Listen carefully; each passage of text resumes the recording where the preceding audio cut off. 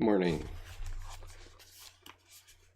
Before I begin reading, I just want to mention that I've never liked the term myth in connection with Dr. Jung's psychology. And the reason is that in general parlance, the word myth means not true, not me, not now. And the way Dr. Jung uses it, it's very definitely me and you. It is very definitely now, and it is very definitely true.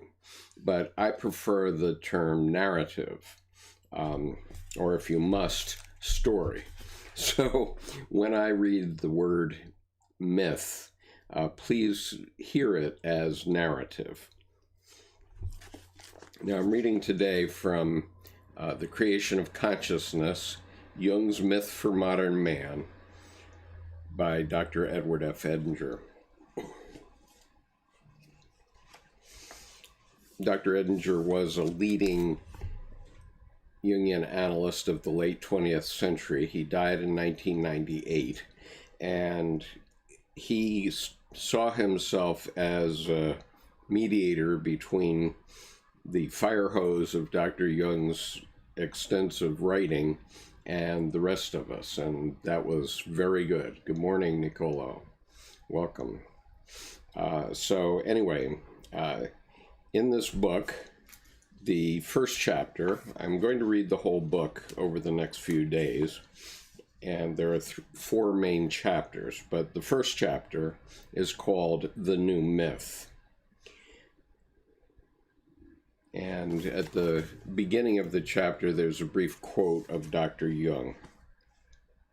The myth of the necessary incarnation of God can be understood as man's creative confrontation with the opposites and their synthesis in the self, the wholeness of his personality. That is the goal, which fits man meaningfully into the scheme of creation and at the same time confers meaning upon it. C.G. Jung, Memories, Dreams, Reflections. History and anthropology teach us that a human society cannot long survive unless its members are psychologically contained within a central living myth. Such a myth provides the individual with a reason for being. To the ultimate questions of human existence, it provides answers which satisfy the most developed and discriminating members of the society. And if the creative, intellectual minority is in harmony with the prevailing myth, the other layers of society will follow its lead and may even be spared a direct encounter with the fateful question of the meaning of life. It is evident to thoughtful people that Western society no longer has a viable, functioning myth. Indeed, all the major world cultures are approaching, to a greater or lesser extent, the state of mythlessness.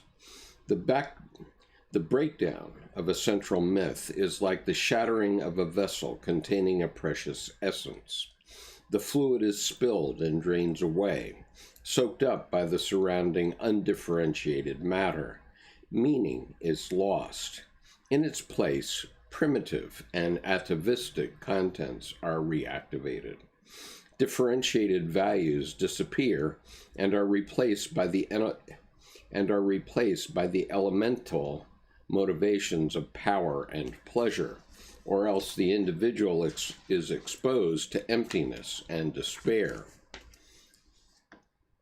With the loss of awareness of a transpersonal reality, God, the inner and outer anarchies of competing personal desires take over. Does that sound like any country we know today? The loss of a central myth brings about a truly apocalyptic condition, and this is the state of modern man. Our poets have long recognized this fact. Yeats gave it stark expression in his poem, The Second Coming. Turning and turning in the widening jar, the falcon cannot hear the falconer. Things fall apart, the center cannot hold. Mere anarchy is loosed upon the world. The blood-dimmed tide is loosed, and everywhere the ceremony of innocence is drowned. The best lack all conviction, while the worst are full of passionate intensity. Surely some revelation is at hand. Surely the second coming is at hand. The second coming. Hardly are those words out when a vast image out of the Spiritus Mundi troubles my sight somewhere in the sands of the desert. A shape with lion body and the head of a man. A gaze blank and pitiless as the sun is moving into slow thighs, while all about it real shadows of the indignant desert birds. The darkness drops again, but now I know that 20 centuries of stony sleep were vexed to nightmare by a rocking cradle, and what rough beast, its hour come round at last, slouches towards Bethlehem to be born. This poem, first published in 1921, is astonishing in the way it succinctly strikes the major themes concerning the current state of the collective psyche. The magic circle of our mandala has broken and meaning has escaped. The falcon ego has lost the link with its creator, releasing primitive levels of unconscious from control. The ensuing chaos calls forth in compensation the birth of a new central psychic dominant. What will it be? Antichrist? The allusion to the Sphinx suggests that we must once again face the riddle of the Sphinx and ask ourselves most seriously, what is the meaning of life? It is the loss of our containing myth that is the root cause of our current individual and social distress. Nothing less than the discovery of a new central myth will solve the problem for the individual and for society. Indeed, a new myth is in the making, and C.G. Jung was keenly aware of that fact. A Jungian analyst once had the following dream, quote, "A temple of vast dimensions was in the process of being built. As far as I could see, ahead, behind, right and left, there were incredible numbers of people building on gigantic pillars. I, too, was building on a pillar. The whole building process was in its very beginning, but the foundation was already there. The rest of the building was starting to go up, and I and many others were working on it." Unquote. Jung was told this dream, and his remark was, "Yes, you know, that is the temple we all build on. We don't know the people because, believe me, they build in China and India and in Russia and all over the world. That is the new religion. You know how long it will take until it is built? About 600 years.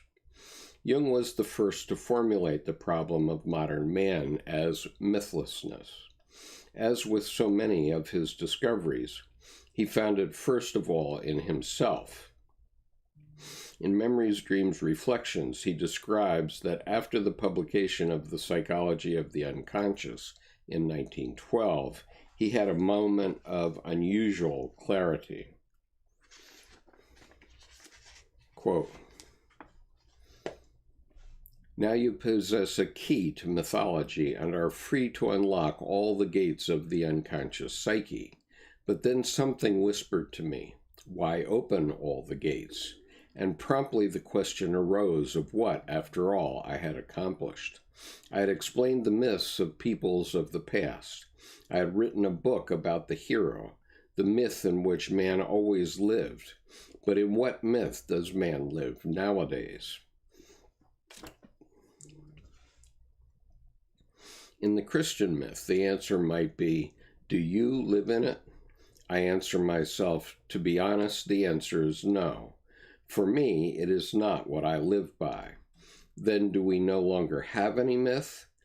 No, evidently we no longer have any myth. But then what is your myth? The myth in which you do live?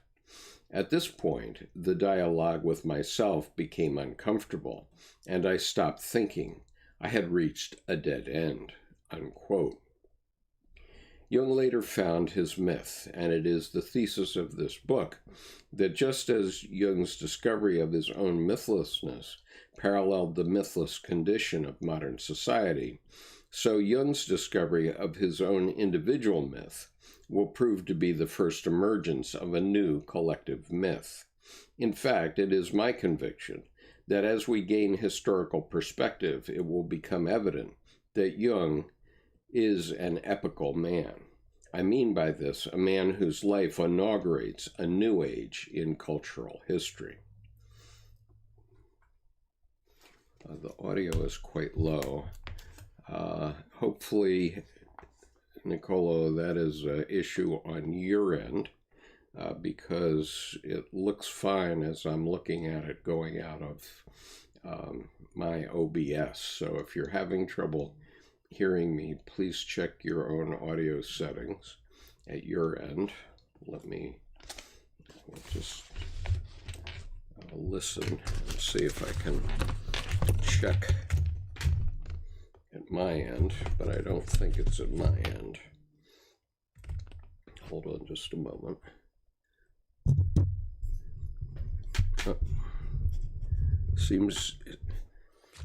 Seems to be good at my end. I hope you can all hear all right. Okay, I'm glad I looked up. Thanks, Papalika and Anthony, for your comments. That helps us. Okay, so reading on, and I'm still reading from The Creation of Consciousness, Jung's Myth for Modern Man by Edward F. Edinger. It's published by Inner City Books. And if you're interested in Jungian psychology, I urge you to go over to innercitybooks.net and check out their offerings. They have many offerings by all kinds of different Jungian analysts. It's an excellent publishing company.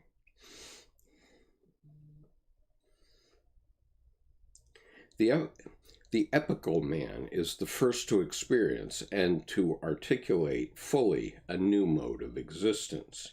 His life thus takes on an objective, impersonal meaning. It becomes a paradigm, the prototypical life of the new age, and hence exemplary. Jung was aware of this fact concerning his own life. Speaking of his confrontation with the unconscious, he writes, "It was then that I ceased to belong to myself alone, ceased to have the right to do so. From then on, my life belonged to the generality." The fact that Jung's personal life belonged to the generality was demonstrated by the uncanny parallelism between the critical episodes of his inner life and the collective crisis of Western civilization. His first major confrontations with the unconscious occurred simultaneously with the collective catastrophe of World War I. From 1914 to 1918, while the nations of Western Christendom were engaged in a brutal external conflict, Jung endured the inner equivalent of the World War, withstanding and integrating the upheaval of the collective unconscious from within. William James had called for a moral equivalent of war.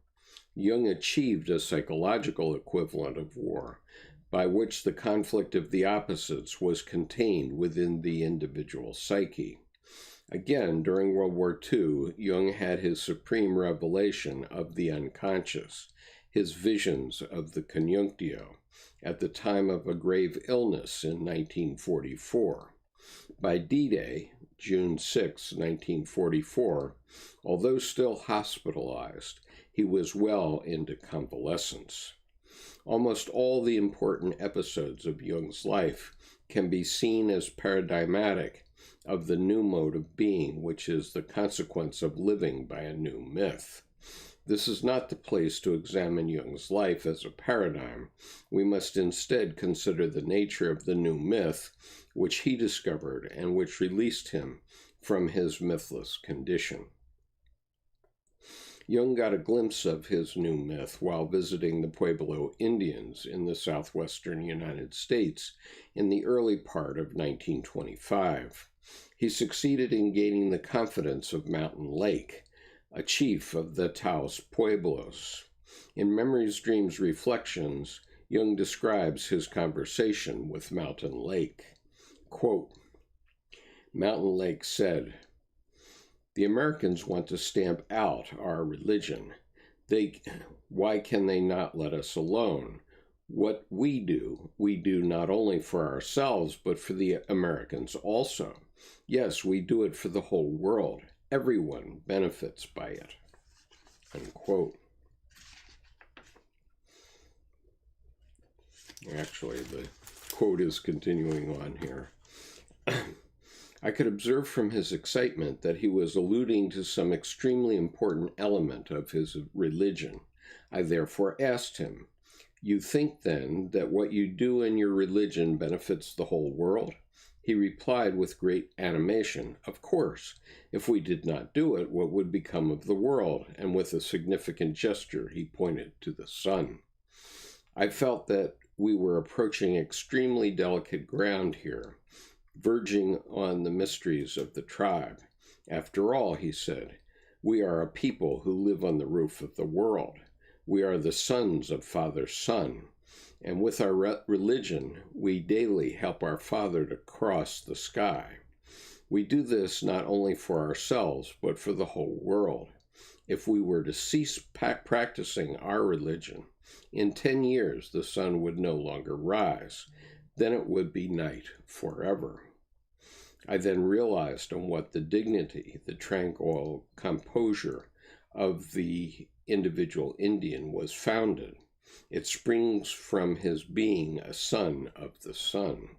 His life is cosmologically meaningful, for he helps the Father and preserver of all life in his daily rise and descent. Unquote.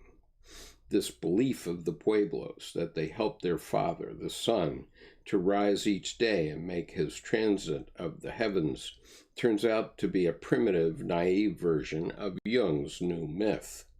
Later in 1925, while traveling in Africa, Jung had another experience that crystallized the formulation of the myth more explicitly.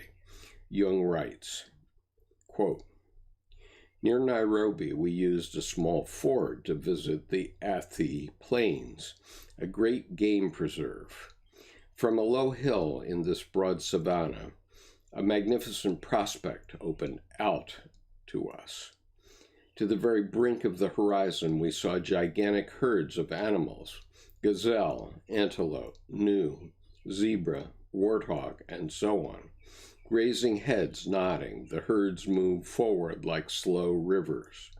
There was scarcely any sound save the melancholy cry of a bird of prey. This was the stillness of the eternal beginning, the world as it has always been, in the state of non-being, for until then no one had been present to know that it was this world. I walked away from my companions until I put them out of sight and savored the feeling of being entirely alone. There I was now, the first human being to recognize that this was the world, but who did not know that in this moment he had first really created it. There the cosmic meaning of consciousness became overwhelmingly clear to me. What nature leaves imperfect, the art perfects, say the alchemists. Man, I, in an invisible act of creation, put the stamp of perfection on the world by giving it objective existence. This act we usually ascribe to the Creator alone, without considering that in so doing, we view life as a machine calculated down to the last detail, which, along with the human psyche, runs on senselessly, obeying foreknown and predetermined rules. In such a cheerless clockwork fantasy, there is no drama of man, world, and God. There is no new day leading to new shores, but only the dreariness of calculated processes. My old Pueblo friend came to mind. He thought that the raison d'etre of his Pueblo had been to help their father, the sun, to cross the sky each day. I had envied him for the fullness of meaning in that belief, and had been looking about without hope for a myth of my own. Now I knew what it was, and knew even more, that man is indispensable for the completion of creation, that in fact he himself is the second creator of the world, who alone has given to the world its objective existence, without which, unheard, unseen, silently eating, giving birth, dying heads, without which, unheard, unseen, silently eating, giving birth, dying, heads nodding through the millions of years, it would have gone on in the profoundest night of non-being down to its unknown end. Human consciousness created objective existence and meaning, and man found his indispensable place in the great process of being. I'll take a look here. Carlos Negron says, Skip, are you familiar with the short story by Mark Twain, The Mysterious Stranger? I recently discovered it and think you would like it.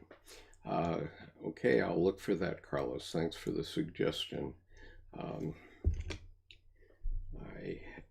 have not read it, but it sounds interesting. Mark Twain was always full of, you never knew what, but he was a very wise man. So thank you, Carlos. I appreciate that. Okay, reading on. In answer to Job, he puts it more succinctly. Existence is only real when it is conscious to somebody. That is why the Creator needs conscious man, even though, from sheer unconsciousness, he would like to prevent him from becoming conscious. And later, whoever knows God has an effect on him. In his autobiography, he writes, quote, man's task is to become conscious of the contents that press upward from the unconscious. Neither should he persist in his unconsciousness, nor remain identical with the unconscious elements of his being, thus evading his destiny, which is to create more and more consciousness. As far as we can discern, the sole purpose of human existence is to kindle a light in the darkness of mere being. It may even be assumed that just as the unconscious affects us, so the increase in our consciousness affects the unconscious. That was a quote from Memories, Dreams, Reflections, page 326. And finally, quote, once the union of opposites has been experienced, the ambivalence of the image of a nature God or creator God ceases to present difficulties.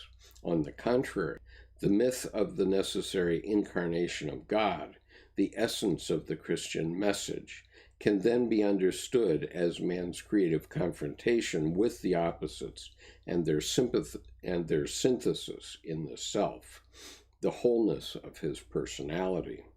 The unavoidable internal contradictions in the image of the Creator God can be reconciled in the unity and wholeness of the self as the conjunctio oppositorum of the alchemists, or the unio mystica.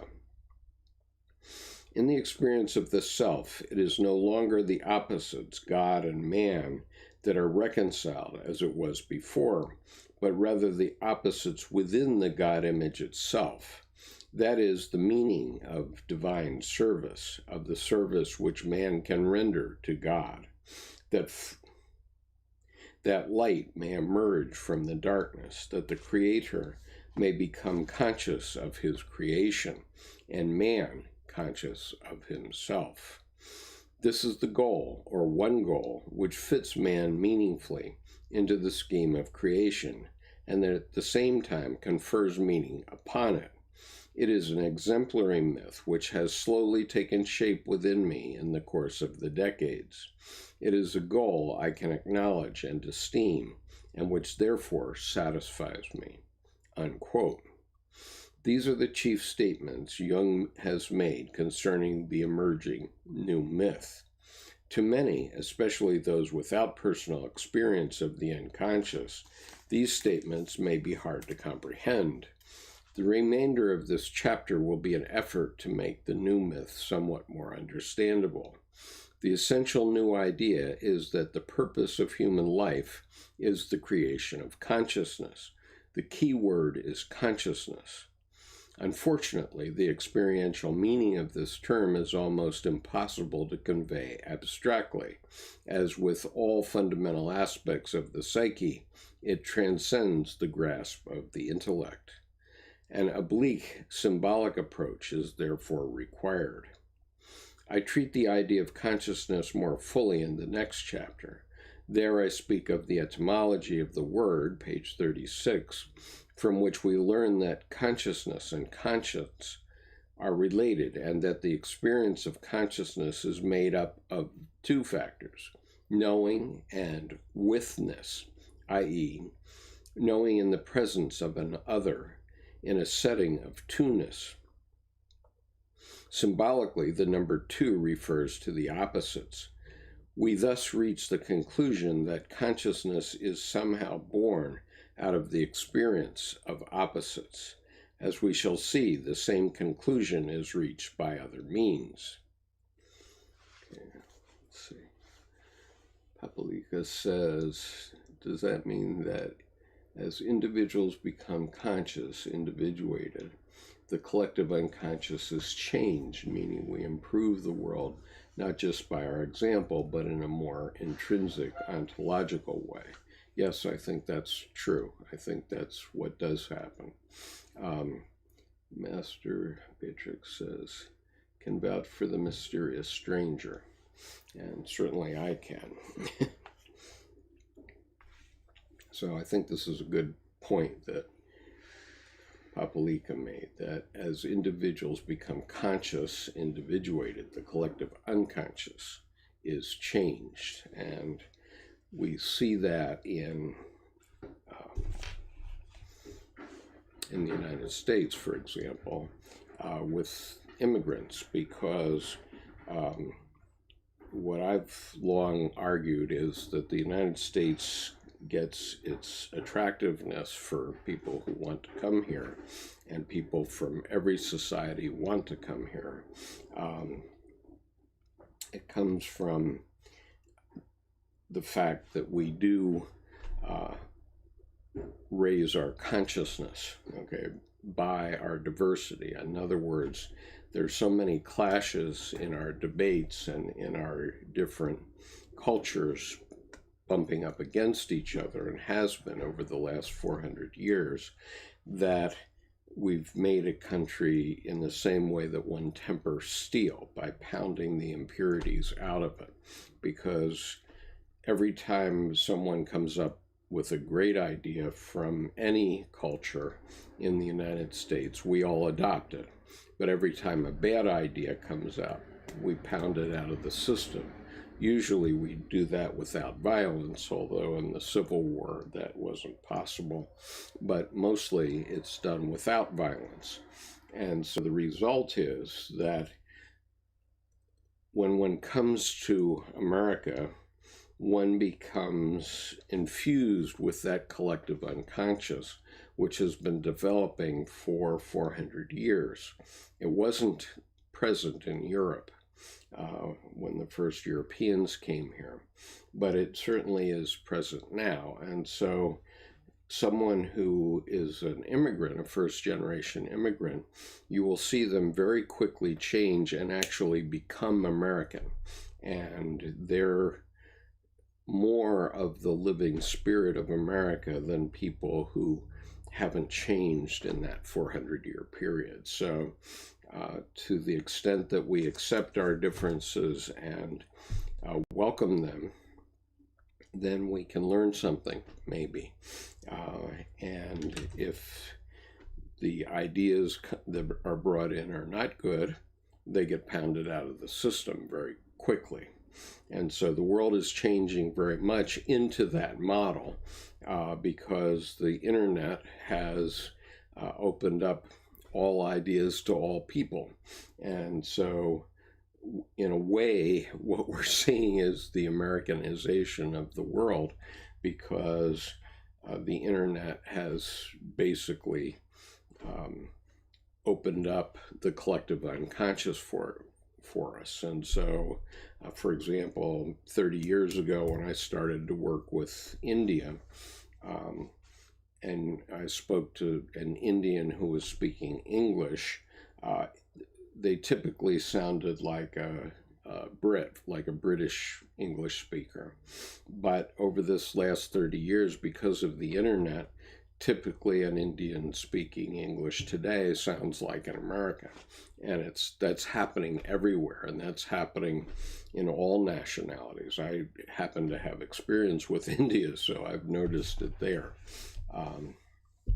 But anyway, let me go on. So anyway, I'm conscious of that fact, and now you are too. Page 17. I understand consciousness to be a substance of psychic material. Let me read that again. I understand consciousness to be a substance, a psychic material, usually but not always invisible and intangible to the senses. The problem is understanding concerns the words psyche and psychic. Until one has experienced the reality of the psyche, he can follow the discussion no further. Given the experience of psychic reality, one can grasp the idea of a psychic substance. All psychic contents have substance, so to speak, if they are experienced as objectively real. What then distinguishes the psychic substance of consciousness? Consciousness is psychic substance connected to an ego. Or more precisely, psychic contents, which are potential entities, become actualized and substantial when they make connection with an ego, i.e., when they enter an individual's conscious awareness and become an accepted item of that individual's personal responsibility. Okay, I can just give an example of when I was having visions that caused me to write a novel. I can vouch for the fact that those were very definitely psychic substance, and I can vouch for the fact that I had to take responsibility then for what that novel presented. The process whereby a series of psychic contents, complexes, and archetypal images make connection with an ego and thereby generate the psychic substance of consciousness is called the process of individuation. This process has as its most characteristic feature the encounter of opposites.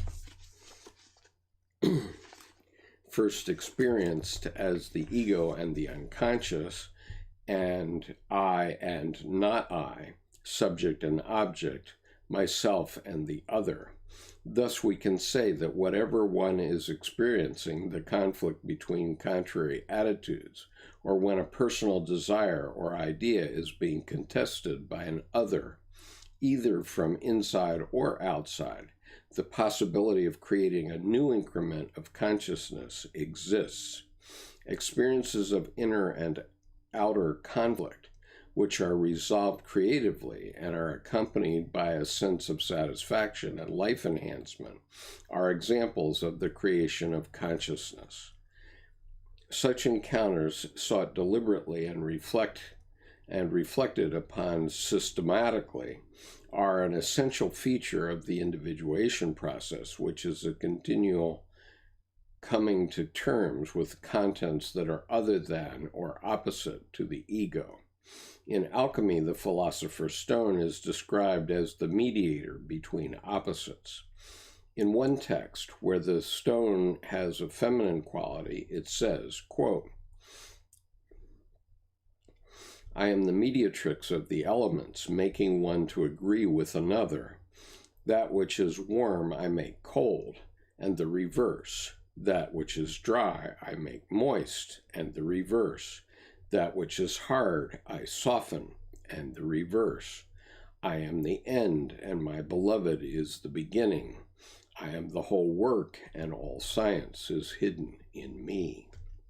Understood psychologically, this text tells us that in the process of creating consciousness, we shall at first be thrown back and forth between opposing moods and attitudes. Each time the ego identifies with one side of a pair of opposites, the unconscious will confront one with its contrary. Gradually, the individual becomes able to experience opposite viewpoints simultaneously. With this capacity, alchemically speaking, the philosopher's stone is born, i.e., consciousness is created. The philosopher's stone is often described as the product of the conjunctio of sun and moon. For a man's psychology, the sun corresponds to the conscious psyche and the moon to the unconscious. Thus, Jung says, becoming conscious of an unconscious content amounts to its integration in the conscious psyche and therefore a conjunctio, solus et lunae, sun and moon. A number of mythical and symbolic ideas can now be seen as referring to the creation of consciousness. The Gnostic idea of light scattered in the darkness, requiring laborious collection, is relevant, as is the grand Manichaean image of the zodiac as a vast water wheel which dips under the earth, gathers into it 12 buckets, the light trapped in nature, and transports it to the moon and the sun. The Kabbalah of Isaac Luria was profound symbolism of the same nature. According to this system, at the beginning of creation, God poured his divine light into bowls or vessels. But some of the vessels could not stand the impact of the light. They broke, and the light was spilled. Salvation of the world requires recollection of the light and restitution of the broken vessels. And as you will know if you follow astrology, we're coming into the Aquarian age, and that is symbolized by a water carrier who's got a big vase full of water, and he's pouring the water of light into the vessels of others, many others.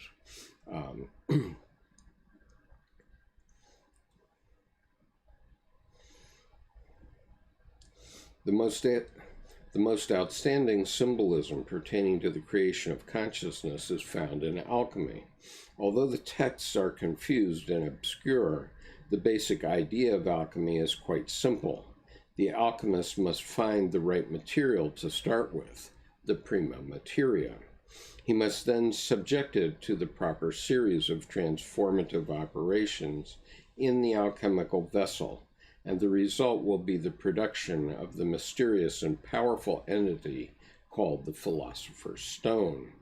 We now know through Jung's profound researches that the alchemical procedure symbolizes the individuation process, and that the philosopher's stone represents the realization of the self, i.e., consciousness of wholeness.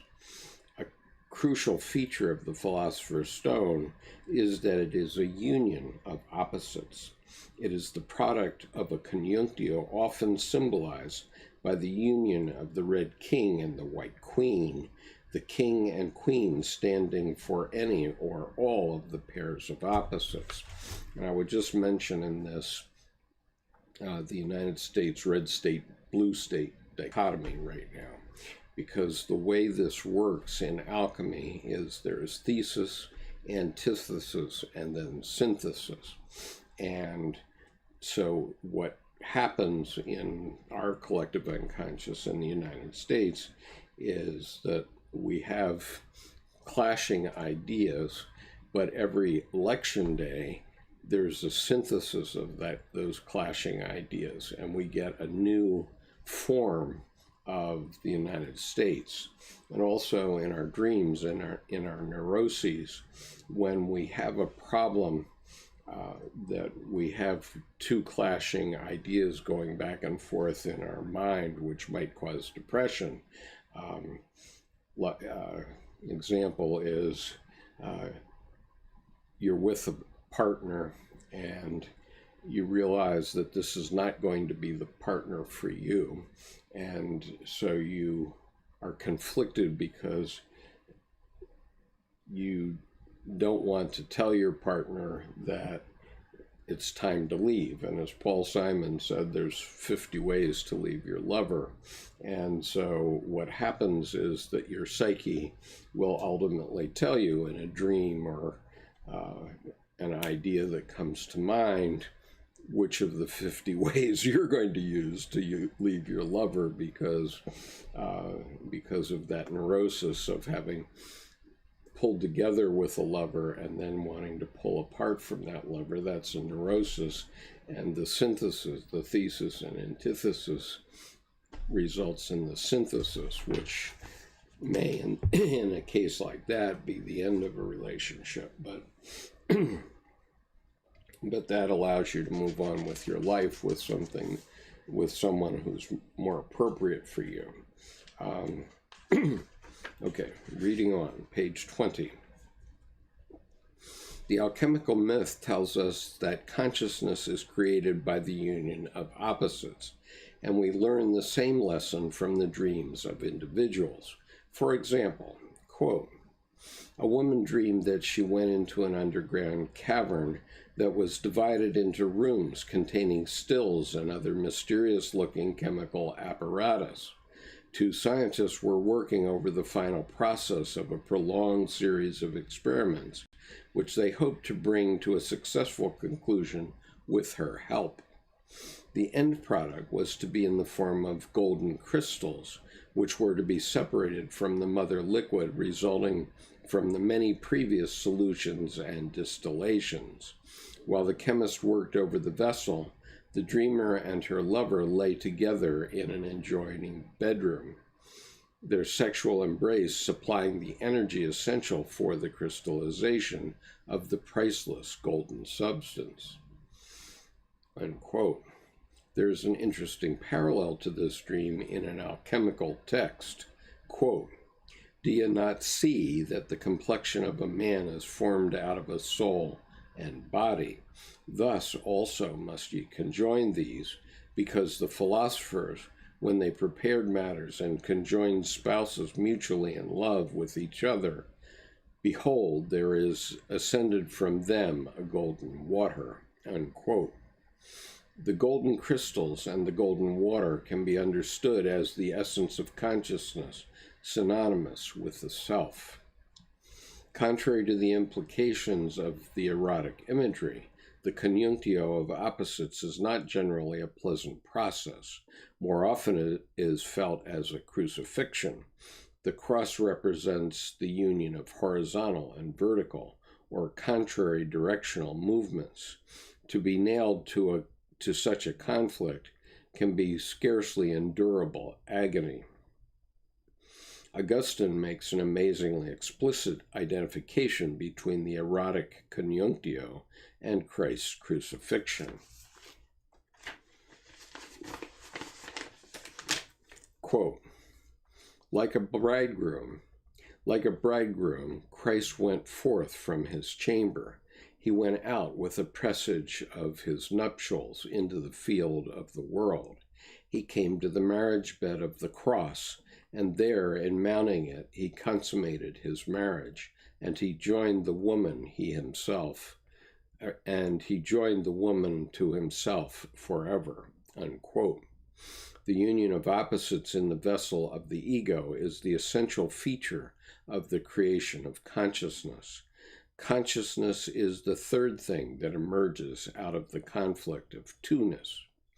Out of the ego as subject versus the ego as object, out of the ego as active agent versus the ego as passive victim, out of the ego as praiseworthy and good versus the ego as damnable and bad, out of the conflict of mutually exclusive duties, out of all such paralyzing conflicts, can emerge the third, transcendent condition, which is a new quantum of consciousness. This way of putting it reveals the fact that the symbolism of the Trinity refers psychologically to the creation of consciousness. Father and Son, like God and man, are opposites which collide on the cross. The Holy Spirit, as the reconciling third, emerges from the collision proceeding from the Father and the Son. Thus, the Holy Spirit, Paraclete, can only come after the death of the Son, i.e., consciousness comes as the fruit of the conflict of two-ness.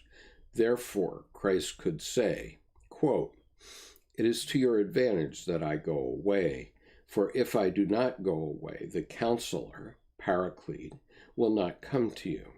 But if I go, I will send him to you. And when he comes, he will convince the world of sin and the righteousness and of judgment, the opposites and their resolution."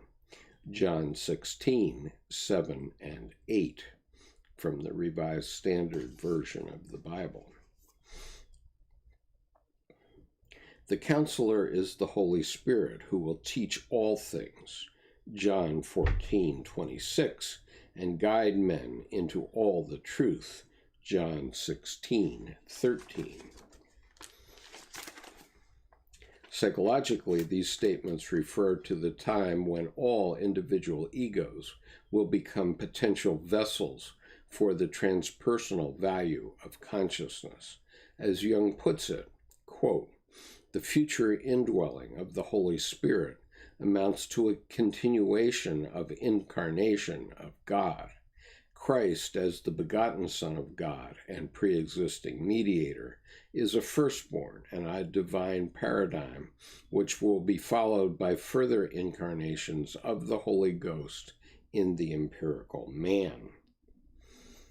The biblical statements regarding the Paraclete thus anticipate the new myth, which sees each individual ego as potentially a vessel to carry transpersonal consciousness. What the Lord said about Paul may eventually apply to all. Quote, "He is a chosen vessel unto me to bear my name," unquote. Acts 9:15 of the Authorized Version of the Bible. The image of the ego as a vessel leads to the important idea of being a carrier of consciousness, i.e., an incarnation of transpersonal meaning. Two main archetypal figures have represented this idea in world culture, namely Buddha and Christ. We are fortunate to have two such figures. With two comes the possibility of comparison and objectivity. As long as there is but one figure embodying supreme value, he can only be worshipped, but not understood. With the presence of two, we can discover the separate third thing, which they both share. Understanding and greater consciousness then become possible. What Christ and Buddha have in common is the idea of being a carrier of consciousness. Characteristically, the image emerging in the West represents the standpoint of the ego, and that deriving from the East speaks from the standpoint of the self. Together they reveal a pair of opposites. The crucified Christ and the meditating Buddha represent consciousness's agony and consciousness as tranquil bliss. Total acceptance of the bondage to matter on the one hand, and total transcendence of the world on the other. United, they picture the two sides of the carrier of consciousness. The idea of the individual as a vessel for consciousness brings to mind the symbolism of the Holy Grail as the container for Christ's blood. The Grail carries the divine essence extracted from Christ by his ultimate experience of the opposites, the conjunctio of crucifixion. In many respects, the blood of Christ corresponds to the Holy Spirit as Paraclete. Just as the Holy Spirit is to be incarnated in empirical man, so the blood of Christ is to find a containing vessel in the psyche of the individual, thereby creating for itself a holy grail. I'll just take a look at what you're writing.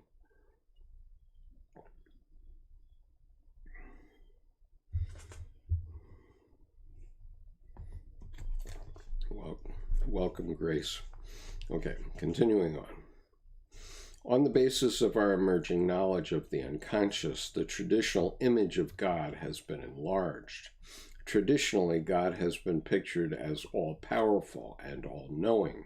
Divine providence was seen as guiding all things, according to the inscrutable but benevolent divine purpose. The extent of divine awareness did not receive much attention. The new myth enlarges the God image by introducing explicitly the additional feature of the unconsciousness of God. This omnipresence, omniscience, and divine purpose are not always known to him. He needs man's capacity to know him in order to know himself. In one sense, this indicates a renewed awareness of the reality of the less differentiated, jealous, and wrathful God of the Old Testament, with whom man must remonstrate. The divine opposites that were separated by Christianity into the eternal antagonists, Christ and Satan, are now beginning to be reunited consciously in the vessel of the modern psyche. The new myth postulates that the created universe and its most exquisite flower, man, make up a vast enterprise for the creation of consciousness, that each individual is a unique experiment in that process, and that the sum total of consciousness created by each individual in his lifetime is deposited as a permanent addition to the collective treasury of the archetypal psyche. Speaking of the psychotherapist, Jung says, quote, "He's not just working for his particular patient, who may be quite insignificant, but for himself as well and his own soul. And in so doing, he is perhaps laying an infinitesimal grain in the scales of humanity's soul. Small and invisible as this contribution may be, it is yet an opus magnum." Certain mythical images seem to suggest that accomplishments on the personal earthly life are transferred to the divine or archetypal realm. For instance, in early Egyptian religion, the dead were thought to be turned into stars or companions of the sun. James Breasted writes, quote, in the splendor of the mighty heavens of the Nile dweller, saw the host of those who had preceded him. Thither they had flown as birds rising above all foes of the air, and received by Re as the companions of his celestial bark. They now swept across the sky as eternal stars. Unquote. The pyramid text describes the translation of the dead king to the heavenly realm in these words, quote, "The king ascends to the sky among the gods, dwelling in the sky. He, Re, gives thee his arm in the stairway of the sky. He who knows his place comes, say the gods. O pure one, Assume thy throne in the bark of Re, and sail thou the sky. Sail thou with the imperishable stars. Sail thou with the unwearied stars." Unquote. The similar imagery occurs in Christian symbolism, in which the righteous after resurrection will ascend to heaven. Thus Paul writes, quote, "I will tell you something that has been secret, that we are not all going to die, but we shall all be changed. This will be instantaneous, in the twinkling of an eye, when the last trumpet sounds. It will sound, and the dead will be raised imperishable, and we shall be unchanged as well, because our present perishable nature must put on immortality." 1 Corinthians 15, 51 to 53 from the Jerusalem Bible. The figure of the apocalyptic Christ makes a similar promise in Revelation. Quote, He who is victorious, I will make him a pillar in the temple of my God. He shall never leave it, and I will write the name of my God upon him, and the name of the city of my God, that new Jerusalem, which is coming down out of heaven from my God, and my own name. Revelation 3:12 from the New English Bible. Understood psychologically, these texts refer to the transfer or translation from the temporal, personal life of the ego to the eternal, archetypal realm. Presumably, the essential accomplishments of egohood is its total of accumulated consciousness is deposited by means of a final sublimatio in the collective archetypal treasury of humanity. Jung seems to be saying the same thing in describing the visions he had when on the verge of death. Quote, "I had the feeling that everything was being sloughed away. Nevertheless, something remained. It was as if I now carried along with me everything I had ever experienced or done, everything that had happened to me. I consisted of my own history, and I felt with great certainty, this is what I am." Unquote. That's from Memories, Dreams, Reflections, pages 290 and 291. Just look. Papalika says, God needs us to know himself. Wow, can you say more about that? Our consciousness being a holy grail. Well, God is only here, okay? At least the divine drama is within us. And we like to think that our little teeny ego is something important. But if you've had a religious experience, then you know that there is something more powerful and more important than your little ego. And, I've had so many of these things that, like Dr. Jung, I know. And if you individuate properly, you too will know. You will no longer need to believe. You will know. And you will know that that fact gives your life great dignity, that you are able to live a fuller, richer, meaningful life because you are making a contribution to what the ultimate direction of life will be. We don't know where the Spirit is taking us. The Spirit is taking us somewhere, but we don't know where. And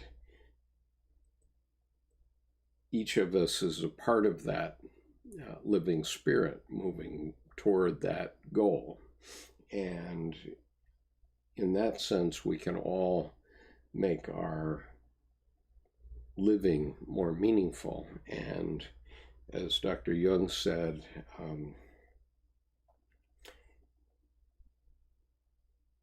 ultimate question for a human is whether he is connected to something infinite or not. And if you have this realization, this aha moment, then you know that your life is meaningful, because it literally is God knowing his own creation. There's no zebra that thinks about God. The zebra just goes by instinct with its herd until it can't do that anymore, and then it gets picked off by a predator. But a human being can think and plan and realize the beauty of the creation, which is something that no other creature can do. And so in that sense, we represent the consciousness of God. And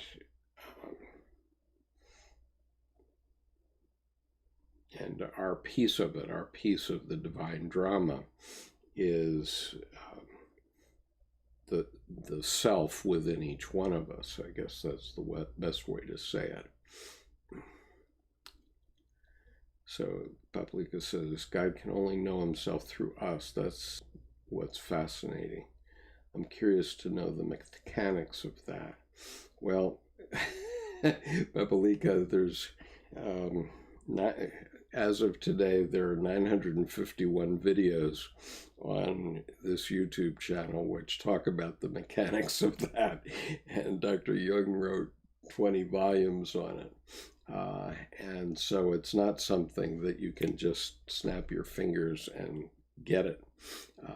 And as you read and study Dr. Jung's work, you gradually understand a little more and a little more all the time. It's not so easy. I understand, having done it myself for the last 32 years. I can tell you that whenever I get blue or depressed or whatever, I can pick up any of Dr. Jung's work and I will find psychic balance again.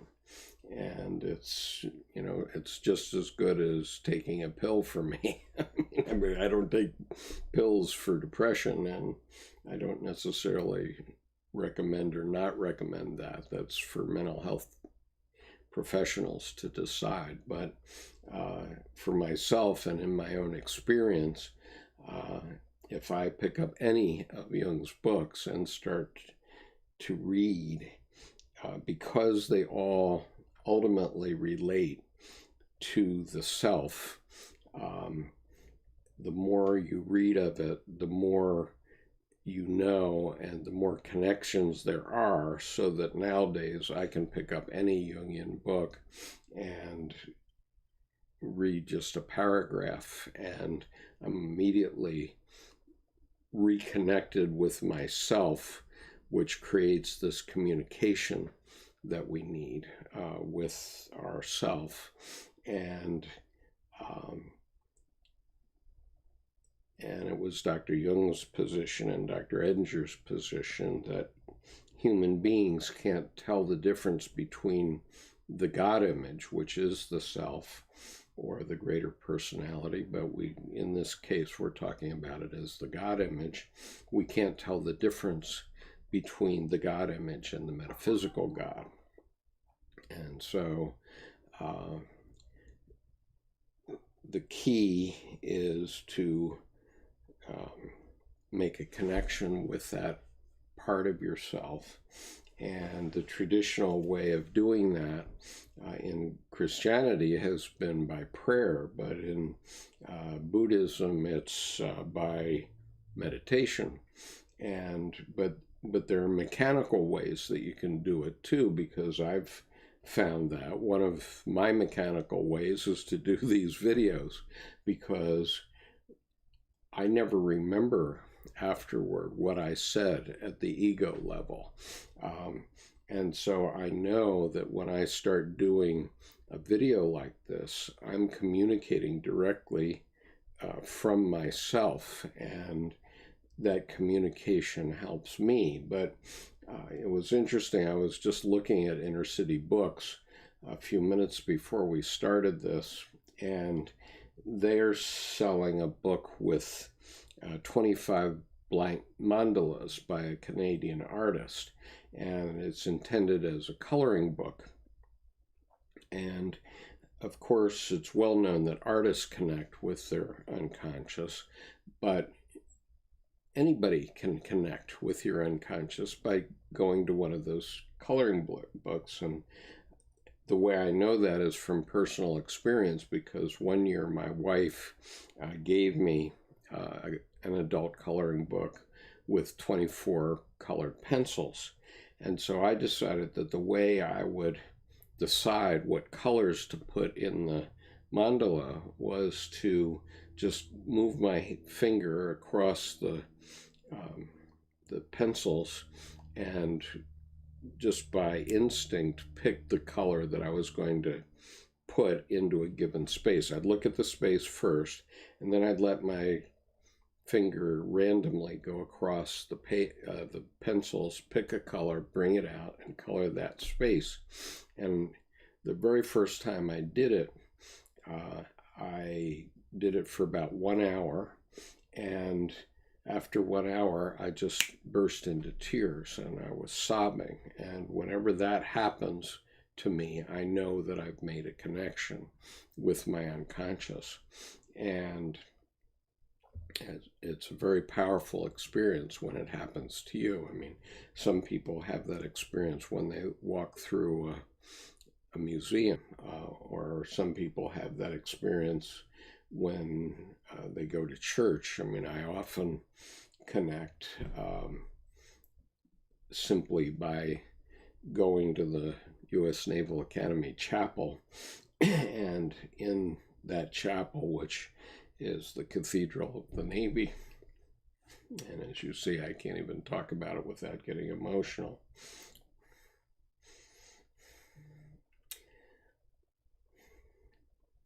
But in that chapel, which is the Cathedral of the Navy, when services are not in progress, there is always a hymn that is noted on the announcement of what the hymns for the day will be. And that hymn is number 808. And of course, as you think about it, and I'm only now making this connection actually, but when you think about it, 808 represents two infinities with a mandala in the center of it. But 808 also happens to be the number of the Navy hymn, which is Eternal Father, strong to save. And if you think about it in the context of what Drs. Jung and Edinger are talking about from a psychological point of view, the words of the hymn, Eternal Father, strong to save, whose arm doth bind the restless wave, who gives the mighty ocean deep its own appointed limits keep. It goes on from there, but these words, when you think about them from a psychological point of view, they're very moving. And I can't even speak about that hymn without getting emotional. It's been part of my life for over 60 years. So, so let me see. Granada said something. Mechanically, it's non-localized as opposed to consciousness, which is localized to an individual. Yes, that's true.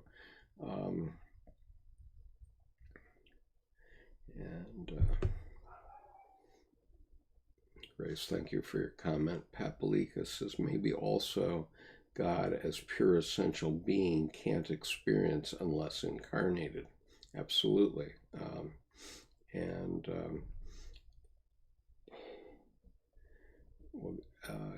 Grace, God is both form and action.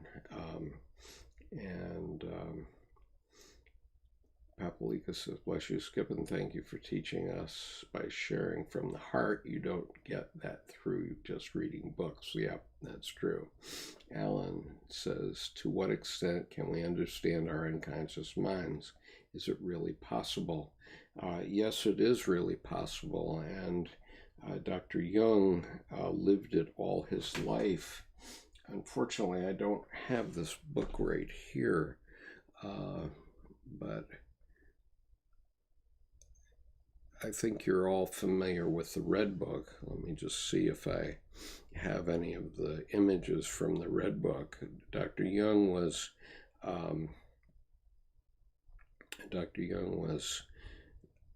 doing art throughout his life, and he was staying connected to his unconscious by doing that.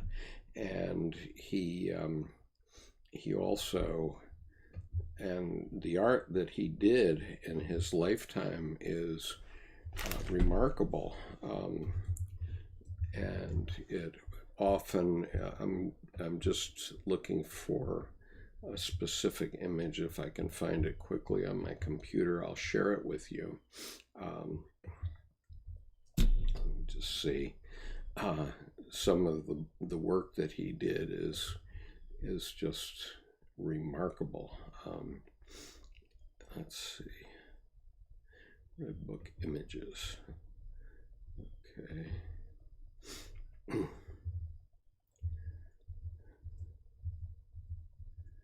Okay, so here's one.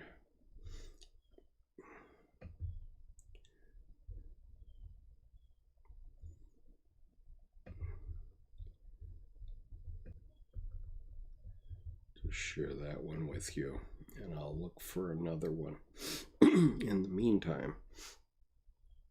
But Dr. Jung was certainly looking for or communicating with his unconscious through his various creative activities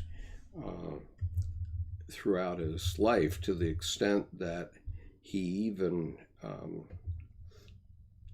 built an entire house by himself. And let me see if I can find Bollingen.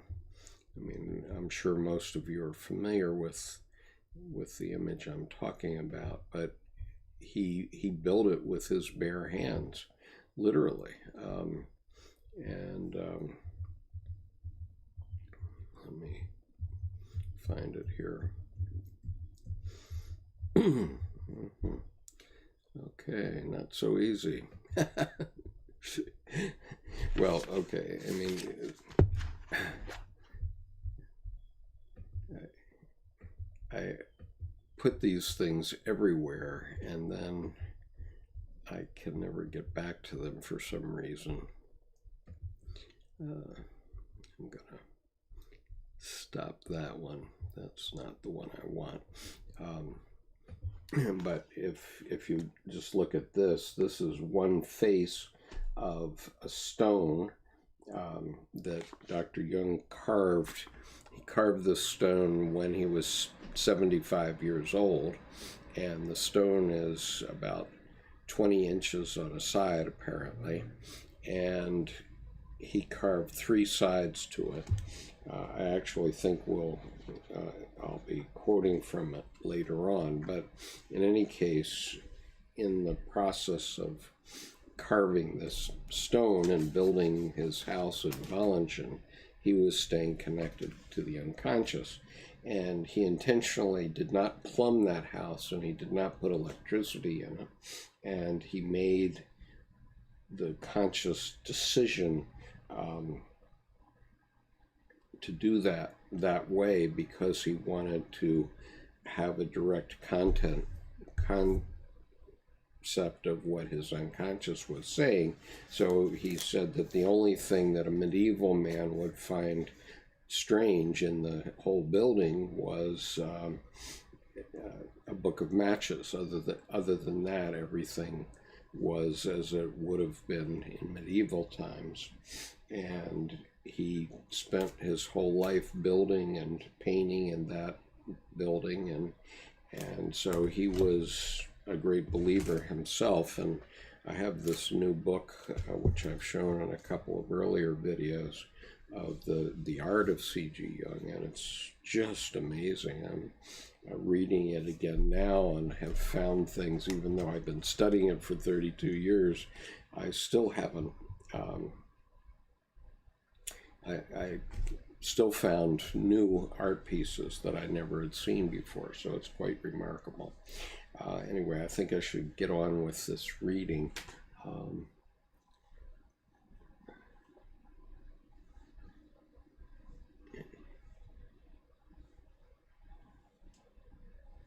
But anyway, Alan, I'm sure that Dr. Jung was very aware of his unconscious, and I certainly am aware of mine in the sense that I do what my unconscious tells me to do. And for today, that's reading this book.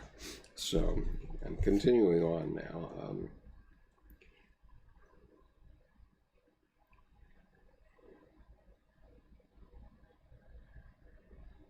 Okay, so I'm on page 25, and this is the book I'm reading from, The Creation of Consciousness. And Edinger goes on, the figure of the apocalyptic Christ makes a similar promise in Revelation. Quote, he who is victorious, I will make him a pillar in the temple of my God. He shall never leave it, and I will write the name of my God upon him, and the name of the city of my God, that new Jerusalem which is coming down out of heaven from my God, and my own name. Revelation 3:12, the New English Bible.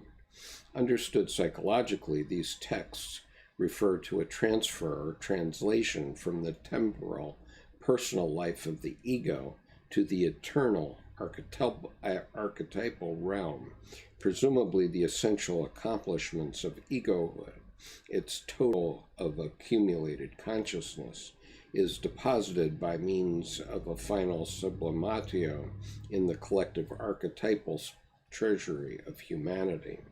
Jung seems to be saying the same thing in describing the visions he had when on the verge of death.